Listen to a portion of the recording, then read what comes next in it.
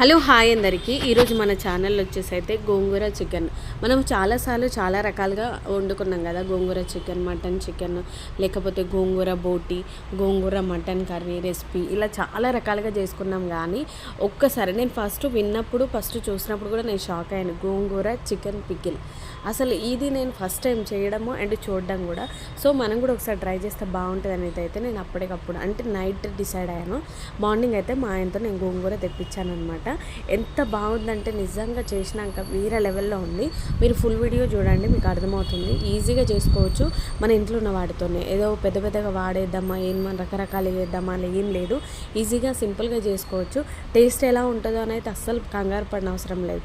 ఎంత బాగుందంటే అసలు తిన్నా కొద్దీ ముద్దకి అలా కలుపుకొని తిన్నా కొద్దీ తినాలనిపిస్తుంది. అంత ఫ్లేవర్గా ఉంది. అసలు మీరు డెఫినెట్గా ట్రై చేయండి. అందుకని అయితే ముందుగా ఒక 3 కట్టెల గోంగూర అయితే నేను మంచిగా ఫ్రెష్గా ఉన్నాయి తీసుకొని అయితే అన్ని ఆకులన్నీ తెంపి పెట్టేసుకుంటున్నాను. ఎందుకంటే మన గోంగూర అనేది మంచిగా ముందుగా అన్ని కడిగి పెట్టేసుకుంటే మనం కుక్ చేసుకోవడానికి అన్నీ ఈజీగా ఉంటుంది. మన చికెన్ ఎంత తీసుకుంటున్నామో దాన్ని బట్టి గోంగూర తీసుకోండి, అప్పుడు చాలా బాగుంటుంది. అట్లని గోంగూర ఎక్కువ తీసుకొని చికెన్ తక్కువ తీసుకొని అట్లా ఏది ఎక్కువ తీసుకోకుండా మినిమైజ్డ్గా తీసుకుంటే మంచిగా అవన్నిటికీ బ్యాలెన్స్ అయిపోద్ది అనమాట. ఇప్పుడైతే వంట ప్రాసెస్ అయితే స్టార్ట్ చేసుకున్నాము. నేను గోంగూర అయితే కడిగి పెట్టేసుకున్నాను అనమాట. ఒక 3 కట్టెలు తీసుకున్నా, అంటే సన్నగా ఉంటాయి కాబట్టి మార్కెట్లో తెచ్చినాయి. దాన్ని బట్టి ఒక 4 or 3 వేసుకోవాలో చూసుకోండి. చికెన్ అయితే మంచిది బోన్లెస్ తెచ్చుకోండి. మా ఆయన ఏం చేశాడంటే బోన్స్తో సహా తీసుకొచ్చాడు. నేను ఆల్రెడీ చెప్పాను పికిల్ కోసమని, కానీ వాళ్ళు వినకుండా కొన్ని బోన్స్ అయితే తీసుకొచ్చాడు. అయినా సరే తినేది మనమే కాబట్టి ఇలా కూడా ఒకసారి ట్రై చేయొచ్చు అనేసి అయితే నేను అనుకున్నాను అనమాట. ఇప్పుడు మెయిన్ ఏంటంటే నాకు చాలా ఆకలి అవుతుంది. నేను ఆఫ్టర్నూన్ పిల్లని హాస్పిటల్ తీసుకొని వచ్చిన తర్వాత 1 అయిపోయింది. చాలా ఆకలి అవుతుంది, నీరసంగా కూడా ఉంది. ఒక 2 దోశలు వేసుకొని తిన్న తర్వాత ఈ ప్రొసీజర్ స్టార్ట్ చేద్దామని అయితే వేసుకుంటున్నాను. యాక్చువల్లీ నేను నాన్ స్టిక్ ప్యాన్ తీసుకున్నాను, కానీ అది కొత్తది కదా, దాన్ని ఇంకా హ్యాండిల్ చేయాలంటే టైం పడుతుంది. అందుకనైతే నేను పాత పెనం మీదనే వేస్తున్నాను. ఎంతైనా పాతదే బాగా పనిచేస్తుందని చెప్పొచ్చు. నిజంగా ఆకలి వేరే లెవెల్లో దంచుతుంది. అందుకనైతే 2 దోశలు అయితే వేసుకున్నాను. కొంచెం ఆకలి ఎక్కువగా ఉంది, అందుకనైతే వేసుకొని తిన్న తర్వాత మనం కర్రీ ప్రాసెస్ స్టార్ట్ చేసాము. అయితే ఇప్పుడు వేసుకున్నాను కదా, ఇప్పుడు పోయేలాగా మనకు అవసరం కాబట్టి నేను బంద్ చేయకుండా కడాయి అయితే పెట్టేసుకున్నాను అనమాట. ఇప్పుడు సరిపడా ఆయిల్ వేసుకోవాలి. ఆయిల్ ఏంటంటే మనకు డీప్ ఫ్రై కాబట్టి కొంచెం ఎక్కువనే పడుతుంది. మీరు ఎంత తీసుకుంటారు, కేజీ ఆ కేజీన్నర దాన్ని బట్టి చూసుకోండి. అదైతే 1/2 kg ఉందనుకుంటా చికెన్, అంత ఎక్కువ అయితే లేదు. మంచిగా ఆయిల్ బాగా హీట్ ఎక్కిన తర్వాత మన చికెన్ అయితే వేసేసుకోవాలి. ముందుగా అయితే మంచిగా కడిగి పెట్టేసుకోండి. ఎంత కడిగి పెట్టుకుంటే అంత మంచిగా, ఎందుకంటే మంచిగా ఉంటుంది చెడు ఉంటుంది కాబట్టి ఇలాగే వేస్తున్నాను నేను. మంచిగా కొద్ది తినాలనిపిస్తుంది. బోన్స్ కూడా అక్కడక్కడ ఉన్నాయి కాబట్టి మా పాప ఏమంటుంది, బోన్స్ ఉంటే బాగానే ఉంటుంది మమ్మీ ఉండని అని. అందుకనైతే నేను వేసాను. ఆయిల్ అయితే మంచిగా హీట్ ఎక్కింది, అందులో వేసాను. అసలు కదపకుండా కొద్దిసేపు అలాగే వదిలేసాను. మనకి ఇది డీప్ ఫ్రై కాబట్టి కొంచెం టైం పడుతుంది. మంచిగా ఆయిల్లోనే కుక్ అవ్వాలి. సాల్ట్ గిల్ట్ ఏం వేయలేదు ఇప్పుడైతే ప్రజెంట్. ఇది మంచిగా ఆయిల్లో ఫ్రై అయిన తర్వాత మిగతా ప్రాసెస్లో మనం సాల్ట్ అవన్నీ యాడ్ చేసుకోవచ్చు. చాలా బాగా కుదిరిందండి నాకైతే. మీరు డెఫినెట్గా ట్రై చేయండి. ట్రై చేసిన తర్వాత మీకు ఎలా వచ్చిందో కామెంట్ చేయడం మాత్రం మర్చిపోవద్దు. నా కుకింగ్ అన్ని వీడియోస్ బాగున్నాయి అనిపిస్తే మాత్రం, ఈ ప్రాసెస్ బాగుంది అనిపిస్తే మాత్రం ఖచ్చితంగా లైక్ చేయండి, షేర్ చేయండి, సబ్స్క్రైబ్ చేయడం మాత్రం మర్చిపోవద్దు. మీ సబ్స్క్రైబ్ చేయడం నాకు చాలా అవసరం. సో ఇలా అయితే అయిపోయింది కదా, ఫైనల్ స్టేజ్ ఇది. ఇప్పుడైతే ఒక ప్లేట్లోకి తీసేసుకున్నాము. అయితే ఈ వరకు వస్తే సరిపోతుంది. మరి ఓవర్గా డీప్ ఫ్రై కూడా చేయొద్దు, కరకరలాడేటట్టు. ఎందుకంటే మనం తినేటప్పుడు కొంచెం సాఫ్ట్గా ఉంటే బాగుంటుంది. చికెన్ అయితే కుక్ అయిపోయింది, మంచిగా ఆయిల్లో డీప్ ఫ్రై అయింది కదా. ఇదైతే తీసేసుకుందాం ఒక ప్లేట్లోకి. తీసేసుకున్న తర్వాత మన ఆయిల్లోనే ఇప్పుడు గోంగూర మనము మంచిగా కడిగి పెట్టి రెడీగా పెట్టుకున్నాం కదా, దాన్ని కొంచెం ఆకులాకులుగా కాకుండా కొంచెం తుంచి పెట్టుకుంటే ఆయిల్లో వేసేసుకోవచ్చు అనమాట. ఇప్పుడైతే ఏం లేకుండా ముక్కలన్నీ తీసేసుకొని తర్వాత దీంట్లోనే కరివేపాకు వేస్తున్నాను నేను. జీలకర్ర కరివేపాకు యాడ్ చేస్తున్నాను. జీలకర్ర వేసాను, అది కొంచెం స్కిప్ అయింది. తర్వాత కరివేపాకు వేసాను. చాలా ఫ్రెష్గా ఉంది, చాలా వేడిగా ఉంది ఆయిల్, అందుకనైతే దూరంగా ఉండాల్సి వచ్చింది. కరివేపాకు కొంచెం పుంటి కూరని నేను తుంచుకున్నా, ఎందుకంటే ఆకులాకులుగా ఉండొద్దని డైరెక్ట్ ఆయిల్లోనే వేస్తున్నాను. చాలా బాగా వచ్చిందండి నిజంగా. ఫుల్ వీడియో చూస్తే మీకు అర్థమవుతుంది ప్రొసీజర్. ఇలా ఆయిల్లో వేసుకున్న తర్వాత కొంచెం డీప్ ఫ్రై అవ్వనిద్దాం, ఎందుకంటే దాని పచ్చిదనం అంతా పోయి మంచి ఆయిల్లోనే కుక్ అవ్వాలి. వాటర్ అవి ఏం యాడ్ చేయని అవసరం లేదు, అసలు ఆయిల్ జోలికే వెళ్ళొద్దు, ఎందుకంటే మనం పెడుతుంది పికిల్ కాబట్టి. నిజంగా గోంగూర చికెన్ పికిల్ పెట్టొచ్చా అని నేను షాక్ అయ్యాను, ఎందుకంటే నేను కూడా ఒక చోట చూసి ఇలా ట్రై చేశాను. మనకు కూడా కుదురుద్దా లేదా, ఖరాబ్ అయినా మనమే తింటాం, బాగుపడ్డా మనమే తింటాం అనేసి అయితే నేను ఎలాగైనా సరే అని అయితే చేశానమాట. నాకు చాలా బాగా కుదిరింది నిజంగా. ఇలా ఆయిల్లో మొత్తం మగ్గిపోయిన తర్వాత మిరపకాయలు ఇలా తుంచి వేసుకోండి డైరెక్ట్. సపరేట్ ఫస్ట్ ఆయిల్లో వేసుకోవచ్చు, నేను ఈ ప్రొసీజర్లో చూసాను కాబట్టి ఈ ప్రొసీజరే చేస్తున్నాను. ఇలాగే ట్రై చేయండి, బాగా వచ్చింది, ఏం డౌట్ లేదు. ఇలా ఎండుమిర్చి తుంచి వేసుకున్న తర్వాత 2 వెల్లిపాయ గడ్డలు ఉంటాయి కదా పెద్దవి, అవి అయితే ఇలా పొట్టు తీసి వేసుకున్నాను. నిజంగా ముద్దకి అలా వెల్లుల్లి తగులుతుంటే ఉంది, అస్సలు ఎక్స్ప్లెయిన్ చేయలేమండి, అంత పర్ఫెక్ట్గా వచ్చింది. నేనైతే మస్తు ఎంజాయ్ చేసుకుంటూ తిన్నా.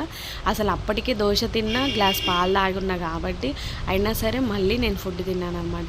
ఇప్పుడు పసుపు వేశాను నేను. పసుపు మనకి పుంటి కూరకు కలవాలి అండ్ చికెన్కి కలవాలి కాబట్టి చూసి వేసుకోండి, రెండింటికి తగినట్టుగా. సాల్ట్ కూడా మంచిగానే పట్టింది మనకి, ఒక 1.5 స్పూన్ వేసాను. తర్వాత మళ్ళీ యాడ్ చేసుకోవచ్చు, తక్కువైతే నో ప్రాబ్లం.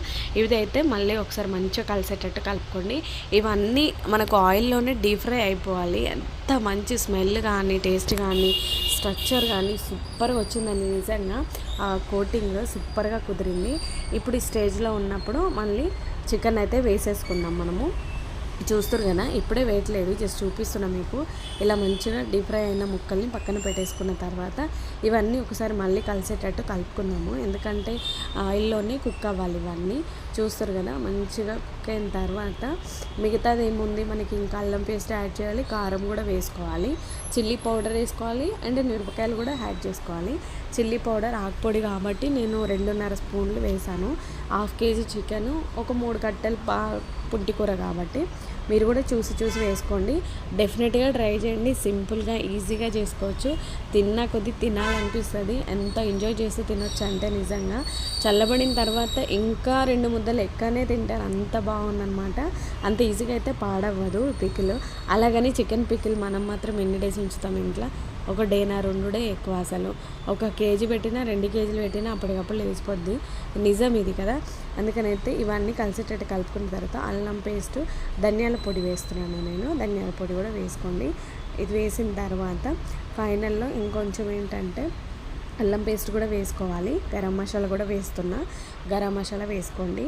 మనం రోట్లో దంచుకుంది వేసుకుంటే ఇంకా బాగుంటుంది, బయట దానికంటే కూడా ఫ్లేవర్డ్గా ఉండాలి అనుకుంటే. సో ఇదనమాట, ఇవన్నీ మంచిగా కలిసేటట్టు కలుపుకున్న తర్వాత ఇంకొకటి, మనం అల్లం పేస్ట్ వేయలేదు, అది కూడా యాడ్ చేసుకోవాలి. అల్లం పేస్ట్ మెయిన్ ఇంపార్టెంట్, ఎందుకంటే అది కింగ్, స్మెల్ సూపర్ వస్తుంది, మన హెల్త్కి కూడా చాలా మంచిది కాబట్టి కొంచెం ఎక్కువగానే వేసుకోండి. మా ఇంట్లో ఇప్పుడు అయిపోవచ్చింది ఆల్మోస్ట్, నేను డబ్బాలో ఉన్న కాడికి వేసేసాను. ఇంకా రేపో ఎల్లుండి మళ్ళీ నేను ప్రిపేర్ చేసి పెట్టుకోవాల్సిందే. చూస్తారు కదా, ఈ 1/2 కేజీ చికెన్కి ఇది సరిపోతుంది. ఓకే, నాకు ఓకే అనిపించింది అనమాట. ఇప్పుడు కొద్దిగా సిమ్లో పెట్టాను మంట. ఇవన్నీ మంచిగా కలిసేటట్టు కలుపుకున్న తర్వాత మనకు వెల్లుల్లి కూడా ఆయిల్లో మంచిగా మగ్గిపోయాయి. చూస్తారు కదా, ఇలా ఆయిల్ పైకి తేలనిస్తే చాలా చాలా బాగుంటుంది. ఇవన్నీ కలిసేటట్టు కలుపుకున్న తర్వాత చికెన్ని వేసేసుకుందాం ఫైనల్లో. ఇలా ఆయిల్ అనేది ఇలా పైకి వస్తూ ఉండాలి, అప్పుడే కంగారు పడిపోయి వేసేసి ఆఫ్ చేయొద్దు. నిదానంగా కొంచెం మంటని కొంచెం తక్కువ, అంటే హై ఫ్లేమ్లో కాకుండా తక్కువ ఫ్లేమ్లో పెట్టుకొని చేసుకోవాలి. ఇవన్నీ కలిసేటట్టు మంచిగా చికెన్ని కలుపుకుందాం, చాలా మంచి ఫ్లేవర్ ఉంటుంది, సూపర్ టేస్ట్ కూడా ఉంటుంది. ఇవన్నీ కలిసేటట్టు కలుపుకున్న తర్వాత ముక్కలకి మసాలా, గోంగూర ఇవన్నీ పట్టాలి, చాలా బాగుంటుందండి. డెఫినెట్గా ట్రై చేయండి. మీకు ఎలా వచ్చిందో కామెంట్ చేయడం మాత్రం మర్చిపోదు. ఇది బ్యాచిలర్ కానీ లేకపోతే ఇద్దరు వైఫ్ అండ్ హస్బెండ్ ఉన్న వాళ్ళకి కానీ ఎవరైనా హ్యాపీగా చేసుకొని తినొచ్చు. ఒక 2 డేస్ 3 డేస్ కోసం అంటే కేజీన్నర చేసుకుంటే సరిపోతుంది. ఇప్పుడు ఫైనల్గా అయితే స్టవ్ ఆఫ్ చేసుకుందాము, ఎక్కువ టైం అవసరం లేదు. ఒక లెమన్ ఉంటుంది కదా, లెమన్ జ్యూస్ ఫైనల్గా, అంటే స్టవ్ ఆఫ్ చేసిన తర్వాత లెమన్ని పిండుకోవాలి. ఎంత మంచి ఫ్లేవర్ ఫ్లేవర్ అంటే ఫ్లేవర్, టేస్ట్, కలరింగ్కి అసలు అద్దరిపోయిందని చెప్పొచ్చు. చూస్తుంటేనే నోరు ఊరుతుంది. నిజంగా నేను కుక్ చేశానని కాదు, కానీ మీరు కూడా ట్రై చేసి చూడండి. ఇలాగే వచ్చింది, ఇలాగే ఉంటుంది. టేస్ట్ స్మెల్ మాత్రం ఇల్లంతా ఇసిరిందండి, నిజంగా చెప్తున్నా. మా పాప అంటూ చాలా మంచి స్మెల్ వస్తుంది మమ్మీ, అంత మంచి స్మెల్ వస్తుంది అసలు, నిజంగా ఇంత బాగా కుక్ చేసావా అని. నేనైతే రైస్ వేసుకున్నాను, అప్పటికే 2 దోశలు తిన్నాను కదా. అయినా సరే మనం ఒకసారి కర్రీ ప్రిపరేషన్ అంతా అయిపోయిన తర్వాత టేస్ట్ చూడాలి కదా. మరి ఇప్పుడైతే వేసేసుకుంటున్నా కొన్ని ముక్కలు, ఇలాగైతే వేసుకున్నాను అనమాట.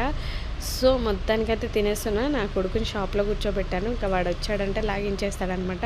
చూస్తారు కదా ఎంత కలర్ఫుల్గా ఉందో. ముక్క కూడా అలా కుక్ అయిపోయింది, కొంచెం కాలుతుంది, అందుకని అయితే నేను ఊదుకుంటూ తింటున్నాను. మా పాప అంటుంది చాలా మంచి స్మెల్ వస్తుంది మమ్మ అని. Thank you for watching. Subscribe చేయండి ప్లీజ్.